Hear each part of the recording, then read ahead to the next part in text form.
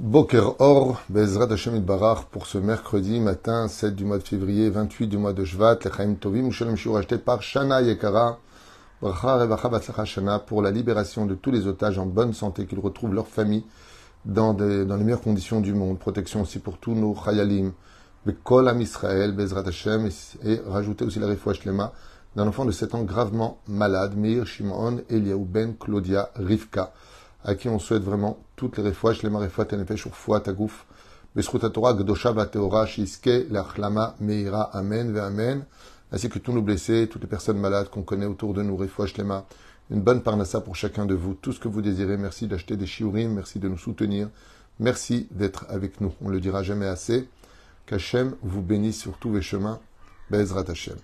On commence notre shiur, Be'ezrat Hashem, sur un sujet très intéressant de la paracha de la semaine, Mishpatim, duquel on a toujours beaucoup de moussard à retenir, car le but de ce monde, c'est Naaseh Venishma. Faisons de nous de bonnes personnes pour pouvoir recevoir la vraie Torah. Sinon, si tu n'es pas une bonne personne, sache que même si tu as des connaissances, elles ne valent absolument rien. Ce n'est pas ce que nous savons, la connaissance qui fait de nous des grands Torah, ou des grandes en Torah, c'est-à-dire des personnes convenantes aux conditions de la Torah, c'est comment on vit cette Torah-là qui est important.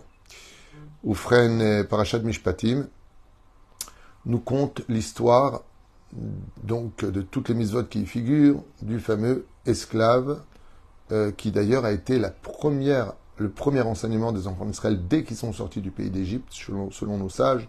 Le Midrash nous raconte que dès que les enfants d'Israël ont quitté l'esclavage, Moshe leur a parlé de cette loi-là, que dans la Torah, il existera un état de fait où une personne pourrait être achetée en tant qu'esclave ou être lui-même devenu esclave en payant ses dettes. Car vous savez que dans la Torah, qui paye ses dettes s'enrichit et que de laisser une dette est extrêmement grave. Souvent, on s'inquiète pour des choses qui ne sont pas vraiment inquiétantes, mais de partir de ce monde, quand on a des dettes, c'est extrêmement grave parce qu'on va se réincarner pour la rembourser, cette dette. D'où l'importance, Bezrat Hashem, de laisser au moins un mot, une note sur le fait que si tu as des dettes, eh bien tes enfants puissent la rembourser pour toi, sinon ça te coûtera encore un aller-retour, 9 mois dans le ventre de la maman, grandir, rembourser la personne, parce que tu dois cette dette.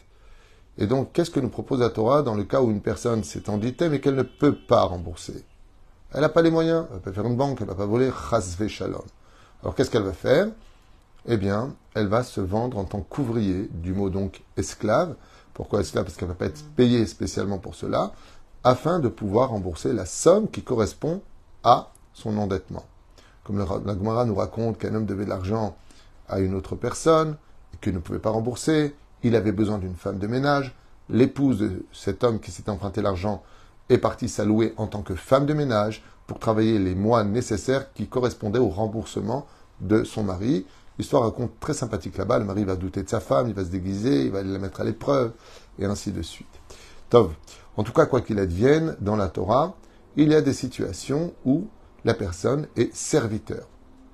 Il y a des avantages et des inconvénients, c'est que dans le judaïsme, contrairement à Kunta Kinte, où malheureusement les esclaves, comme on a pu constater ces 400 ans d'esclavage qu'ont vécu les Afro-Américains, les Africains, qui étaient vraiment soudoyés, qui étaient mis dans des conditions inhumaines, à être frappés pour le coton, pour le sucre, pour le cacao, pour le maïs. Ils ont vraiment été mis en esclavage. Dans la Torah, il est interdit de faire souffrir une personne qui travaille pour toi. À un tel point que le Talmud nous dit, quand on parle d'un esclave chez les Juifs, c'est pas comme on parle d'un esclave chez les autres. Pourquoi? Il dit parce que dans le judaïsme, si tu as un morceau de steak, un seul, tu dois d'abord le donner à ton esclave avant de le manger toi. Si tu as un bon coussin, vous savez, un oreiller de qualité en plume d'oie, ouais, d'abord tu lui donnes à lui, après toi tu prends peut-être en coton. En fin de compte, le Talmud nous dit, c'est lui qui a acquis un esclave, a acquis un seigneur. Parce que la Torah nous oblige à donner les meilleures conditions à ce serviteur qui travaille chez nous. Donc vous voyez qu'en réalité, ce n'est pas l'esclavage tel qu'on l'a vu dans les films, où on l'aurait connu encore dans les pays sous-développés, où les gens sont mis dans un esclavage, Hashem Yishmor Virachem, Mamash Lo. Au contraire. En tout cas, la Torah nous dit que la 6e année, donc à la fin de cette 6e année, le serviteur pourra décider de son sort. Il ne peut pas garder une personne qu'il a achetée, par exemple, une personne qui était mise en esclavage pour X raison, et voilà que lui va l'acquérir. Eh bien, au bout de la 6e année, la personne dite serviteur peut décider de son avenir. Et qu'est-ce qu'elle doit dire? Eh bien, si elle dit « j'ai aimé mon maître et je veux rester avec lui », dans ce cas-là, il devient Eved Olam, et donc, il servira son maître pour toujours. Pourquoi? Parce qu'il a eu le temps de se marier, il a sa maison à lui-même, bon, il est simplement serviteur, il a son service. L'inconvénient, c'est que tout comme un enfant, une femme, un enfant irresponsable, c'est un idiot, on appelle ça, quelqu'un qui ne comprend pas la Torah et les mitzvot, et le Evet sont quittes, les mitzvot, shazman, grama. Ça veut dire que ce serviteur sera quitte de mettre les tuilines, de faire 3 prières par jour, de la misa de la souka et ainsi de suite. Pourquoi? Même s'il est juif. Parce qu'il a déjà un maître. On ne peut pas avoir 2 maîtres sur la tête.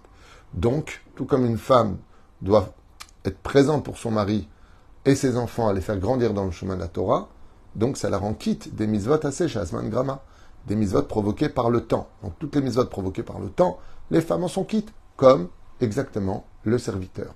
Et ça, c'est le hic qui ne va pas. Donc cette personne-là, on l'amènera vers quelque chose de bizarre, une cérémonie religieuse qui demande beaucoup de réflexion. Qu'est-ce qu'on nous dit de lui? On nous dit comme ça, on l'amène à la porte, Veigisho el Adelet, Nachon? Oh, al-Mezouza. J'ai pas compris. Vers la porte et la mezouza. Ouais, mais le problème, c'est que la porte et la mezouza, elles sont ensemble. Donc, il y a un truc qui va pas. C'est comme si que quelqu'un te dit tu viens chez moi ou chez ma femme? Ben oui, mais vous habitez à la même adresse. Quand tu dis à une personne tu viens chez moi ou chez ma femme, ben chez toi, c'est chez ta femme, et chez ta femme, c'est chez toi. Donc, pourquoi tu dis vers la porte ou vers la mezouza? L'un est sur l'autre. La mezouza, elle est sur la porte. Et c'est ce que j'aimerais partager avec vous. En prenant, Bezrat Hashem, une espèce de moralité à vivre. Pourquoi est-ce que la Torah nous dit que, mettant dans le choix de la personne, elle prend la porte ou la mezouza? Qu'est-ce que tu fais? Et donc, si elle décide d'être Eved Olam, c'est-à-dire serviteur pour l'éternité, eh bien, devant cette mezouza, on lui perce l'oreille. Effectivement, la mezouza et les portes ont été synonymes de libération. Bénéchorin. Donc on comprend très facilement pourquoi on parle du fronteau et du sang qui fut déposé par l'agneau Pessah, qui nous a fait sortir du pays d'Égypte. Et cette même oreille, Vaishma Yitro, on entend avec les oreilles, qui a entendu les commandements de Dieu. Maintenant que tu décides de rester serviteur chez ton maître, alors cette oreille est percée pour dire que tout le contenu que tu as entendu au Har Sinaï des 613 mitzvot se retrouve à tomber, car maintenant tu as laissé tomber les mitzvot pour te mettre au service d'un homme. On comprend très bien. Donc, synonyme de boucle d'oreille, esclave. C'est pour ça que les personnes, les hommes qui portent des boucles d'oreilles commettent une très grave erreur, même s'ils ne le font pas du tout par rapport à cette idée. Ils le font par rapport au fait que ça fait style, mode, n'importe quoi. Mais enfin bon, d'abord, c'est un interdit de la Torah de porter une boucle d'oreille parce que c'est un bijou féminin et les hommes ne portent pas de bijoux féminins. Donc il y a déjà un interdit ici de porter des boucles d'oreilles déjà à la base. Mais de qui plus est, quand tu portes une boucle d'oreille, ben, ça veut dire que tu es esclave. Donc c'est pas très honorifique quand on est quelqu'un qui se dit être libre. Au contraire, le fait de dire je fais ce que je veux, moi je me mets des boucles d'oreilles, des diamants, sache que dans la Torah, quand on voit un esclave. Donc c'est pas très intelligent dans ce domaine, car si tu connaissais la signification des symboles que nous portons, tu me ferais peut-être pas ce genre d'erreur. En tout cas, chacun fait ce qu'il veut. Dans les temps modernes, c'est pour la mode. Aujourd'hui, certes, mais dans la Torah, quand on avait une boucle d'oreille ou un percé, ça voulait dire qu'on était esclave. Maintenant, ce qui est très intéressant, c'est d'expliquer quel rapport entre le rôle de la porte et le rôle d'une mezouza. Les deux sont protecteurs. Quand on a une porte, de quoi elle nous protège? De tout ce qui est physique. De brigands, d'animaux sauvages qui pourraient rentrer, de protéger nos meubles, de protéger nos biens. La porte a un din, elle a un rôle qui est physique. Donc ferme la porte veut dire se couper du monde extérieur pour vivre notre intimité et nous sentir protégés. Qui tape à la porte? La porte nous protège de tout ce qui pourrait être nuisible au monde physique qui nous concerne nous-mêmes. Se ressentir en sécurité. Donc on ferme la porte, ne le laisse pas rentrer. On ferme la porte à clé pour ne pas que des voleurs rentrent la nuit. Ça, c'est le rôle de la porte. Et la mezouza, elle n'est pas là pour te sauver de tes problèmes physiques, mais métaphysiques. S'il y a des démons, des esprits, toutes sortes de choses que tu ne vois pas, tout ce qui est invisible, la mezouza, elle, s'en occupe. D'où les lettres Shin, Dalet, Yud, Shaddai, qui sont les initiales de Shomer Daltot Israël, gardien des portes d'Israël. Ben, la porte, elle suffit. La porte suffit à s'occuper de ce qui est matériel. Et la mezouza qui est sur le fronton, elle s'occupe du spirituel. Ce qui fait qu'avec une bonne porte, une bonne mezouza, tu es protégé physiquement et spirituellement. Donc, même si l'un est sur l'autre, leur rôle est complètement différent. Car la porte ne peut pas s'occuper de ce que s'occupe la mezouza. Et la mezouza n'a pas pour rôle de s'occuper de ce que s'occupe la porte. C'est pas parce que tu mets une mezouza ou fronton, si tu mets pas de porte, que le voleur va pas rentrer. Le voleur, il risque de rentrer chez toi, même d'embrasser la mezouza, j'ai fait un bon casse aujourd'hui. C'est pas la mezouza qui va te protéger du voleur. La mezouza va te protéger de tout ce qui est spirituel, négatif, qu'elle ne rentre pas chez toi à la maison. Ça, c'est son rôle. Et chacun a son rôle. Vous connaissez tous l'histoire, d'ailleurs, avec Rabbi Yehuda Hanassi alav Shalom, qui un jour a reçu de l'empereur un cadeau. Il a reçu un cadeau magnifique, extraordinaire. En ouvrant la boîte, Rabbi Yehuda Hanassi a été surpris, ce maître de la Torah, ce prince de la Torah, de voir que l'empereur lui a tout simplement envoyé un diamant énorme, le kun-kun de Bourville et de lui de finesse. Un diamant magnifique. Magnifique. Et donc le roi attendait que Rabbi Yehuda Hanassi aussi lui envoie un cadeau en retour. Et lui, quand il a ouvert le boîtier, il a vu un parchemin. Il a vu un parchemin comme ça, tout petit, qui faisait 12 sur 12. Et il a vu des écritures en hébreu et il lui a envoyé une lettre en lui disant « Je ne comprends pas. Moi, je t'ai envoyé un diamant d'une valeur inestimable, une fortune. Toi, tu m'envoies un bout de parchemin. » Et Rabbi Yehuda Hanassi lui a répondu « Oula, si tu savais combien mon cadeau vaut beaucoup plus que le tien. » Et l'empereur lui a dit « Explique-moi. » Rabbi Yehuda Hanassi lui a dit « Ton diamant que tu m'as offert, il me fait que des tracas. Je suis obligé maintenant de le garder, de le mettre dans un coffre, de cacher ce coffre, d'avoir creusé dans mon mur pour ne pas qu'on le trouve. J'ai mis un tableau mettant sur le mur. Il va falloir que je renforce mes portes. Pourquoi? Parce que tout le monde maintenant est au courant que l'empereur m'a offert un bijou d'une valeur inestimable. Ce qui fait que moi maintenant je vais être obligé de garder ce diamant. Alors j'étais tranquille avant que tu me l'offres.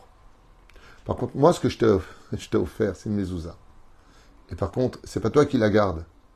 C'est elle qui te garde. C'est elle qui te protège. C'est elle qui veillera à ce qu'il n'y ait pas d'Aïnara chez toi, qu'il n'y ait pas de mauvais esprit chez toi, qu'il n'y ait pas tous ces problèmes. Une mezouza, ça vaut tous les diamants du monde. Le diamant, c'est toi qui le gardes, lui a dit Rabbi Yehuda Hanassi. Mais la mezouza, elle, c'est elle qui te garde. Comme ça se clôture la Gemara. Ainsi, Baruch Hashem, pour celui qui a la émouna, donc de la foi et de la valeur, comme c'est marqué, je vous fais la suite de la Gemara, il est marqué comme ça que la fille de l'empereur est tombée malade et que le roi s'est souvenu que Rabbi Yehuda Hanassi lui avait offert cette mezouza qui protégeait et qui était sainte et ainsi de suite. Qu'est-ce qu'a fait cet empereur qui n'était pas juif, Antoninus? Il est parti prendre la mezouza, il l'a mis à côté de sa fille et il lui a dit tiens là ma fille, tiens cette mezouza, ce cadeau qui nous a été envoyé par le maître d'Israël, parce que il y a beaucoup de foi, dedans, il y a beaucoup de gdusha, et elle te guérira. Et Me'et Hashem Haïtazot, Rabbi Yehuda Hanassi a prié pour que sa fille puisse guérir, et elle a complètement guéri. Parce qu'il méritait que sa fille guérisse par le fait de comprendre que le mot mezuzot, C'est les lettres du mot Zazmavet. Mezuzot, quand tu l'écris, c'est Zazmavet, qui fait bouger la mort. Donc qu'est-ce qu'a fait cet empereur? Il a cru en la valeur de la Torah et du judaïsme. Il a mis à côté de sa fille, il lui a dit, voilà ma fille, tiens cette mezouza et tu guériras. Comme ça, nous finit, entre guillemets, cette histoire. Ainsi, on proposera, selon la décision, donc on revient maintenant sur le fameux serviteur, sur l'esclave, de prendre sa décision. Ou la porte qui t'assume la sécurité. Si tu restes chez moi, lui dit le maître, tu prends la porte ou tu prends la mezouza? Ça veut dire quoi, ça? Tu prends la porte et la mezouza, mais deux sont ensemble. Vous vous rappelez ce qu'on avait dit? Il dit non. Quand tu proposes la porte, ça veut dire la sécurité physique.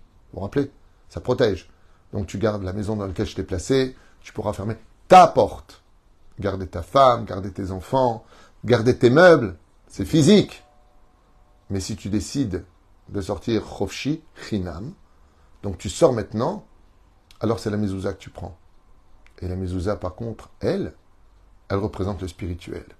En quittant ton maître, maintenant tu peux t'attacher aux 613 mitzvot de la Torah. Tu peux mettre tes tefilines, tu peux faire le shofar, tu peux écouter la Torah, tu peux. Pourquoi? Parce que tout comme le Eved était quitte des mitzvot, comme les femmes en sont quittes, maintenant que tu quittes ton rôle de serviteur, tu es redevenu un homme libre. Et la mezouza est symbolique de liberté. La mezouza est symbolique de libération.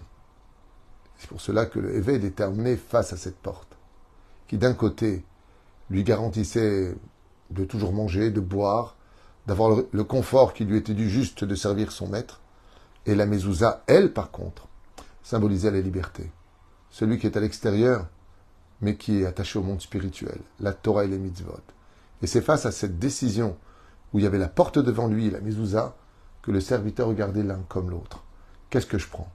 La sécurité physique d'une vie à servir mon maître, que j'aime tellement, avec qui je m'entends si merveilleusement, qui est tellement rempli de gratitude, ou est-ce que je prends le fait de quitter mon maître pour devenir un Eved Hashem, un vrai Eved Hashem qui sera obligé d'accomplir toutes les mitzvot de la Torah, la porte ou la mezouza? Qu'est-ce que je dois prendre? Chers amis, au niveau de l'éducation, il y a exactement la même redondance chez nous. Quand on a une maison, on a une porte physique. On peut voir qui sont les fréquentations de notre enfant, qui il fait rentrer à la maison, quel objet on a fait rentrer à la maison, quelle chose pourrait être nuisible, comme un voleur, un arnaqueur, un cambrioleur. Qu'est-ce qu'on a fait rentrer par la porte de notre maison qui va détruire ou pas l'éducation de nos enfants? Symboliquement, pour l'éducation, la porte ferme la porte à tout ce qui est négatif. Ne rentre pas de télévision, ne rentre pas de choses négatives dans la maison, pas de statues, toutes sortes de choses, des bêtises. Rentre pas ça. Ne laisse pas rentrer, c'est pour ça que la porte, il faut la fermer à ce genre de choses. Et puis de l'autre côté, il y a la mezouza. Ne laisse pas rentrer des mauvais esprits. Rappelle-toi de la mezouza. Ne laisse pas rentrer les démons. Comme je vous l'ai noté ici, la mezouza pour te rappeler de ne pas faire rentrer chez toi, à la maison, par des jeux maléfiques comme les Ouija par exemple, les malédictions, la débauche, la vulgarité, parce que eux vont créer des démons à la maison. Et la mezouza, quand tu l'embrasses, elle est là pour te rappeler, elle te protège de ce qui vient de l'extérieur, mais elle ne peut pas te protéger de ce que toi, tu vas créer à l'intérieur. Et c'est pour cela que tu as intérêt à te taire et à être calme, serein, travailler tes midotes et surtout gérer tes émotions. Ainsi donc, pour tout ce qui vient de l'extérieur, tout comme Dieu te demande d'ouvrir la porte pour le chesed, pour recevoir des gens, que ta porte soit toujours ouverte pour faire du bien, mais qu'elle reste fermée, là où par contre tu risques de rentrer du mal chez toi. Des gens qui viennent pour se disputer, des mauvaises personnes, des mauvaises fréquentations, là, n'oublie pas que la porte, elle se ferme aussi, pour protéger tes enfants. De l'autre côté, la mezouza. Quand tu sors et tu rentres, il n'y a pas de mitzvah dans l'absolu d'embrasser mezouza. Ça s'appelle Hidour mitzvah, c'est bien de le faire. Mais c'est pas simplement bien de le faire et d'être une personne pathétique à la maison. Quand tu regardes la mezouza, ne sois pas esclave de ton Yetzer Hara. Sers Dieu. Et Dieu, il te demande d'être serein à la maison, sympathique, souriant, agréable. Comme pour l'homme, comme pour la femme, pour l'éducation des enfants et pour une sauvegarde où la mezouza est la porte se marient pour l'éternité dans le judaïsme. Chez Nehemar, Likboa Mezouza. Fixe ta Mezouza. Pour te faire comprendre que la spiritualité de la Mezouza et la matérialité de cette porte, eh bien, ne font qu'un. Matérialité et spiritualité vont très bien ensemble. C'est grâce à la porte qu'on met une Mezouza. Mais les deux ensemble te protégeront pour une meilleure vie, à l'intérieur comme à l'extérieur. Baruch Adonai Leolam. Amen. Amen.